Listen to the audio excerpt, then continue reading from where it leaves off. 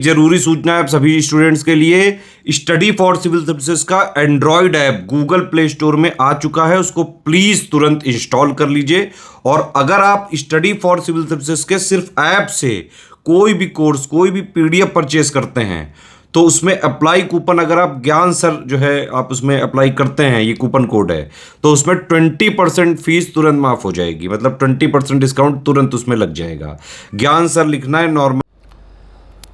नमस्कार साथियों, उत्तराखंड पीसीएस का आज पेपर 14 जुलाई को संपन्न हो गया और आज के वीडियो में हम बात करेंगे कि आखिरकार इस पेपर का एनालाइज क्या है। अगर हम पेपर को देखें तो पेपर के बारे में क्या कहा जा सकता है और एससीएस जो आपको कंटेंट प्रोवाइड कराता है क्या वो सफिशिएंट है इस एग्ज़ाम को क्वालिफाई करने के लिए कि नहीं, जरा इसकी हम लोग बातचीत करेंगे। देखो, अगर मैं पेपर की बात करूं कि उत्तराखंड पीसीएस का पेपर इस बार 2024 का कैसा रहा, तो ये बिल्कुल कहा जा सकता है कि जो प्रीवियस ईयर पेपर हुए थे 2021 में, 2023 में, इनके मुकाबले पेपर का स्टैंडर्ड थोड़ा बढ़ा है। बिल्कुल ये बात मैं बिल्कुल कह सकता हूँ। पहले क्या होता था, बिल्कुल फैक्चुअल क्वेश्चन आते थे, इस बार बिल्कुल फैक्चुअल क्वेश्चन नहीं है।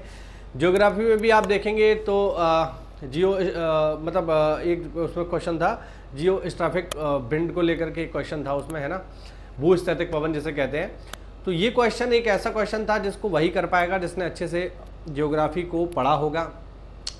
वहीं ये क्वेश्चन जो है ज्योग्राफी में कुछ इस तरीके से था कि जो गंगा और असम में बहने वाली जो नदियां हैं वो किस तरीके का ड्रेनेज पैटर्न बनाती हैं, वहाँ से भी एक अच्छा सवाल था। ये ऐसे सवाल हैं जिनको कोई नॉर्मल ल्यूसेंट पढ़ने वाला व्यक्ति जो ये सोचता है कि मैं ल्यूसेंट पढ़ करके पीसीएस क्वालिफाई कर जाऊँगा, वो एटलीस्ट अब ऐसा नहीं कर सकता। ये बात तय है, आपको अच्छे से गहराई में जा कर के पढ़ना पड़ेगा। तो अगर मैं एग्ज़ाम की बात करूं तो एग्ज़ाम जो है वो कहीं ना कहीं मॉडरेट लेवल पे हम इसे कह सकते हैं। पिछले एग्ज़ाम्स की तुलना में ये कहीं ना कहीं ठीक था। मतलब अगर मैं सब्जेक्ट वाइज एनालाइज करूं तो मैंने कुछ इसका डेटा तैयार किया है कि क्या क्या एनालाइज है। चलिए आपको बताता हूं जो मैंने एनालाइज किया है, जो मैंने पेपर को देखने के बाद समझा। वो सबसे बड़ा जो इसमें इम्पोर्टेंट रोल है वो है साथियों करंट अफेयर का। करंट अफेयर में जो है 25 से लेके 28 प्रश्न तक इस बार के उत्तराखंड पीसीएस में देखने को हमें मिलते हैं। करंट के मोस्टली जो प्रश्न हैं, जैसे कि जो राष्ट्रीय अंतर्राष्ट्रीय प्रश्न हैं वो तो आपको जो है मतलब वो तो एससीएस से आपको मिल ही जाएंगे, उसमें कोई चिंता वाली बात नहीं है। लेकिन जो उत्तराखंड स्पेशल करंट है वो भी हमने जो वीडियो इसका रिलीज़ किया था एग्जाम से पहले करंट अफेयर का, उत्तराखंड स्पेशल का, वहाँ से मोस्टली क्वेश्चन इसमें मिले हैं। तो 25 से 28 प्रश्न तक आपके बड़े आसानी से आप देख पाओगे उत्तराखंड पीसीएस के भीतर। इसका मतलब ये है कि अगर आप करंट अच्छे से तैयार कर लो, अब जैसे 25 से 28 का मतलब है कि आगे भी हो सकता है, 30 भी हो सकता है, 32 भी हो सकता है, ठीक है। उत्तराखंड स्पेशल भी इसमें जोड़ दोगे तो और ज़्यादा हो जाएगा। तो कहने का अर्थ है कि उत्तराखंड पीसीएस को पास करने वाले जो लोग होंगे उनका करंट अफेयर अच्छा होगा। अगर आप भी फ्यूचर में इसकी तैयारी करना चाहते हो 2025 के लिए, 2026 के लिए, तो करंट पर थोड़ा विशेष ध्यान देना, ये मेरी आपसे व्यक्तिगत सलाह है। बाकी आपकी इच्छा है, आप मानना चाहें माने, ना मानना चाहें ना माने। दूसरा जो सब्जेक्ट है वो है हिस्ट्री। हिस्ट्री की अगर मैं बात करूं तो हिस्ट्री में इस बार का जो पेपर है 2024 का, उसमें हिस्ट्री के जो क्वेश्चन है वो है 15 से लेके 18। हिस्ट्री के क्वेश्चन कोई बहुत ज़्यादा टफ नहीं थे। मैंने पेपर एनालाइज किया तो मैं ये कह सकता हूँ कि अगर आपने नॉर्मल हिस्ट्री को रीड कर रखा है, एक बार एनसीईआरटी आपने पढ़ रखी है, मतलब आप कर आओगे, ठीक है। अब जैसे बाबर वाला सवाल था कि खानवा का युद्ध है, घाघरा का युद्ध है, चंदेरी का युद्ध है, तो बहुत बेसिक है यार। पानीपत का युद्ध पहले हुआ है, उसके बाद घाघरा चंदेरी, इस तरीके से उसको मिलाना था। तो ये सवाल हो सकता था, इतना कोई मुश्किल। मैं सच बताऊँ आपको, हिस्ट्री में मुझे बस एक ही सवाल थोड़ा इसमें अटपटा लगा, जो आप लोगों ने भी शायद देखा होगा, कि बताइए वह कौन सा मुगल शासक था जिसने गंगा का उद्गम क्षेत्र जानने के लिए एक दल को भेजा। ये थोड़ा उत्तराखंड स्पेसिफिक क्वेश्चन था, थोड़ा बढ़िया क्वेश्चन था, जिस पर थोड़ा सा आपको सोचना पड़ेगा, दिमाग लगाना पड़ेगा। यार आयोग ऐसे भी क्वेश्चन लेकर के आ रहा है। बाकी जो क्वेश्चन है हिस्ट्री के वो मेरे हिसाब से ठीक है, मतलब ज़्यादा कोई बहुत ज़्यादा कठिन नहीं है। खुदाई खिदमतगार मॉडर्न इंडिया से है, खान अब्दुल गफ्फार खान इसका आंसर है। बेसिक क्वेश्चन है, कोई इतना कठिन नहीं कहा जा सकता। आप लोग पेपर दे करके आए हो या नहीं भी दिया है आपने, तो पेपर आप देखोगे तो उसको आइडिया लग जाएगा। Basic question. ज्योग्राफी में क्वेश्चंस की मैं बात करूं तो 12 से 13 क्वेश्चन ज्योग्राफी में देखने को मिले हैं। ठीक ठाक क्वेश्चन है, एक आध दो क्वेश्चन जैसे मैंने बताया कि जियो स्ट्रैफिक जो विंड है उनसे थोड़ा सा, ये अच्छा सवाल था। एक मैंने गंगा वाला एग्जाम्पल दिया कि गंगा किस तरीके का ड्रेनेज पैटर्न बनाती है, तो उसका आंसर है जो वृक्षाकार जो होता है जो वृक्षाकार प्रतिरूप होता है बहने का रिवर के, उसको वो बनाती है। अच्छा सवाल था, कुल मिला के ठीक था। मतलब बाकी जो सवाल थे कि दक्षिण भारत की सबसे लंबी नदी कौन सी है, तो गोदावरी है वो, उसमें मतलब उसी तरीके से पूछा था कि जो निम्नलिखित नदियाँ इनमें सबसे लंबी कौन सी है, तो हो सकता था। इतना कोई कठिन चीज़ इसको नहीं कह, मतलब आप कह सकते 1 से 2 सवाल ही ऐसा होगा जो इसमें कठिन होगा। ठीक है, मैं आप ऐसा नहीं कि आप मुझे कमेंट करोगे अरे आपने पेपर नहीं दिया, आपका कर लोगे बाबूजी, तो मैंने यहाँ बैठ करके पेपर लगाया है, मैं आपको बता दूँ। ठीक है, और मैं ऑलरेडी एक गवर्नमेंट एग्जाम निकाले बैठा हूँ, तो आप मुझसे इस तरीके से सवाल नहीं कर सकते कि मेरे को क्या आता है। मेरे को आता है तभी मैं गवर्नमेंट एग्जाम निकाल के यहाँ बैठा हूँ, तभी यहाँ वीडियो में ज्ञान फैल रहा हूँ। ठीक है, ऐसे ज्ञान नहीं फैल रहा हूँ मैं, तो मेरे को आता है, इसलिए इसमें मेरे पे शक मत करना भाई। आपको लग रहा है मेरे को नहीं आता तो कमेंट करके पूछना, मैं आंसर कर दूंगा। ठीक है, रही बात कॉन्स्टिट्यूशन की, तो हाँ कॉन्स्टिट्यूशन में मानता हूँ कि 2-3 सवाल थोड़ा अच्छे लेवल के थे। एक सवाल में मुझे थोड़ा डाउट भी लगा कि वहाँ पे पूछ रहा था राज्य का हेड कौन होता है, हालांकि उसका आंसर जो है राज्यपाल ऑप्शन में होना चाहिए, लेकिन नहीं था। तो हो सकता है चूँकि संविधान में कहीं भी देश शब्द का उल्लेख नहीं है, वहाँ राज्य ही चलता है, तो उस हिसाब से राष्ट्रपति उसका सही हो जाना चाहिए। तो ठीक ठाक सवाल थे। लोक लेखा समिति का क्वेश्चन था कि क्या काम करती है, तो पब्लिक अकाउंट कमेटी जो है वो जांच करती है CAG की रिपोर्ट की, मतलब ठीक ठाक क्वेश्चन थे। राष्ट्रपति का जो अध्यादेश होता है वो कितने समय में, उससे भी ये क्वेश्चन था कि इनमें से कौन सा सही नहीं है, तो मतलब उससे जानकारी थी। ठीक ठाक क्वेश्चन थे, मतलब बढ़िया प्रश्न थे। ऐसे सवालों को आप तभी कर पाते हैं जब आपने अच्छे से रीडिंग किया हो। आप केवल ऊपर पढ़ के चले जाओगे तो काम नहीं बनने वाला है। इससे आयोग ने स्पष्ट संदेश दे दिया है कि भैया घुस के पढ़ लो, ऊपर से पढ़ोगे तो फेल हो जाओगे, ध्यान रखना, प्री भी नहीं निकलेगा, मेंस तो भूल जाइए। ठीक है, रही बात साइंस की, तो देखो साइंस का एक काफ़ी बढ़िया सेक्शन आता है उत्तराखंड PCS में, मैंने नोटिस किया है। और साइंस के सवाल कुछ ऐसे होते हैं जो हाई स्कूल स्तर के जो विज्ञान होता है उस लेवल के होते हैं, खासकर न्यूमेरिकल। मतलब मैंने पहली बार ऐसा देखा है, ना तो यूपी PCS में ऐसा होता है, बिहार PCS में भी नहीं होता, छत्तीसगढ़ PCS में भी नहीं होता, झारखंड PCS में भी नहीं होता, कि साइंस के क्वेश्चन आ रहे हैं न्यूमेरिकल। अब आज के पेपर में एक न्यूमेरिकल था, उसमें कोई तरंग दैर्ध्य वेवलेंथ पूछ रहा था।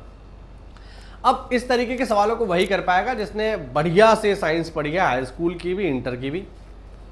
तो ऐसे सवालों को भैया कोई सामान्य बैकग्राउंड वाला व्यक्ति नहीं कर सकता, मेरे जैसा इंसान इसको नहीं कर पाएगा। तो मैं अगर पेपर देने जाता तो ऑब्वियस बात है उसको छोड़ देता, क्योंकि मुझ में इतनी ताकत नहीं है कि मैं वो न्यूमेरिकल लगा पाऊँ एग्जाम हॉल में बैठ करके। ठीक है, एक उसमें अर्धायु वाला भी सवाल था, हो सकता है आप लोगों के लिए आसान हो, लेकिन भाई मेरे लिए कठिन था, मैं साइंस बैकग्राउंड से नहीं हूँ, तो मेरे लिए कठिन था। मुझे ऐसे सवालों को छोड़ना पड़ेगा, और मेरे ऐसे बहुत सारे लोग होंगे जिन्होंने इस सवाल को स्किप किया होगा। तो साइंस ठीक है, मतलब 12 से 13 क्वेश्चन साइंस के भी हमें देखने को मिलते हैं। और उत्तराखंड PCS की सबसे इंपॉर्टेंट बात है भैया उत्तराखंड स्पेशल। उत्तराखंड स्पेशल के मान के चलिए 45 से 50 सवाल, मतलब 150 में से 50 प्रश्न अकेले उत्तराखंड स्पेशल के आते हैं भाई। मतलब सीधी बात है ये कि अगर आपको उत्तराखंड PCS पास करना है तो एक तो आप पकड़ लो उत्तराखंड स्पेशल, कस के पकड़ लो, मतलब खा जाओ, चबा जाओ पूरा। दूसरा पक्का कर लो करंट अफेयर, और बाकी आप तैयारी कर रहे हो PCS जैसे एग्जाम की तो थोड़ा बहुत GS आपका आता होगा। सच बता रहा हूँ, कल्याण हो जाएगा आपका। ठीक है, इकोनॉमी के भी क्वेश्चन आते हैं, अच्छे क्वेश्चन थे इकोनॉमी के भी, उसके बारे में भी मैं बताना भूल गया।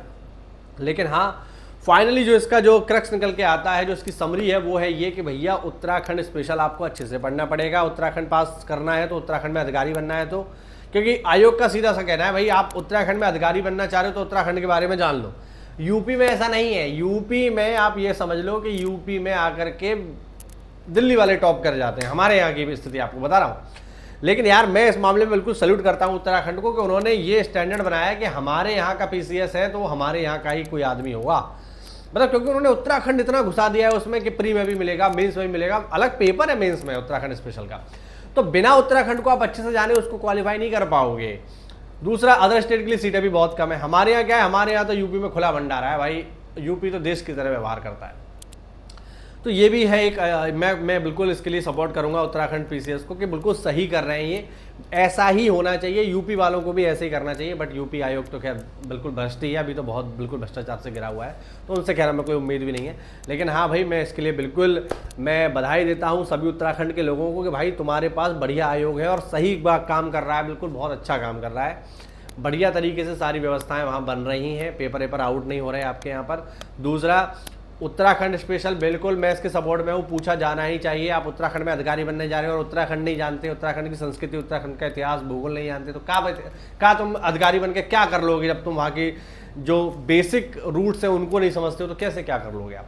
तो बिल्कुल बिल्कुल सही व्यवस्था है ये, ऐसा होना चाहिए। और हर व्यक्ति को, चाहे वो यूपी का हो या कहीं दिल्ली का हो, कहीं का भी हो, अगर अधिकारी बनना चाहता है उत्तराखंड में तो उत्तराखंड उसको पढ़ना ही पड़ेगा। ये बिल्कुल आयोग का सख्त निर्देश है, बिल्कुल सख्त उनका रवैया है और हम इसको पूरी तरह से सपोर्ट करता हूँ, मैं व्यक्तिगत रूप से सपोर्ट करता हूँ।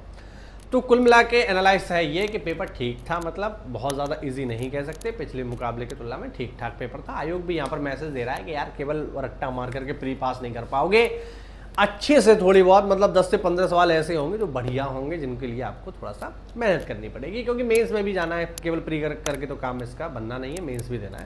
तो ठीक है, वो मेहनत आपकी वहाँ पर काम आने वाली है। कुल मिला के पेपर बढ़िया था, अच्छा था। जिन लोगों ने भी अच्छे से तैयारी की है, मैं समझता हूँ सबका पेपर अच्छा गया होगा। कट ऑफ की अगर मैं बात कर लूँ तो कट ऑफ मैं समझता हूँ कि कट ऑफ जो है इसकी वो करीब करीब 100 से 105 के बीच में आपका हो जाएगा। 100 से 105 आपके हैं, आप बिल्कुल 100% अंदर हो, ज़्यादा टेंशन लेने वाले बताएं। 105 से भी ऊपर है तो फिर तो आप देवता हो, फिर तो आपको कोई बाहर नहीं कर पाएगा, ये मैं समझ लो। 100 से 105 के बीच ठीक ठाक नंबर है। पिछली बार भी जो है 96 के आसपास मेरिट गई थी, तो इस बार ठीक है, मतलब 100 के आसपास, 100 से 105 के बीच आपका स्कोर है, ठीक है, आप मेंस में जा रहे होंगे।